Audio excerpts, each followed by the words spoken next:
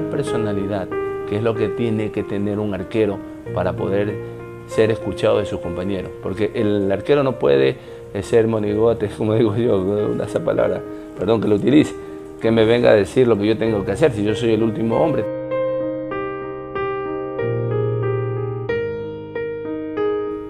A veces me hacían reír y a veces me hacían dar coraje. Entonces cuando no ponía una pelota, me decían a mí, Espartaco, es tuya.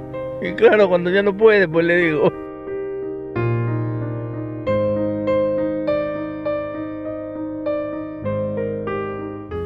Que le den para adelante, que sigan luchando, que el fútbol es lindo.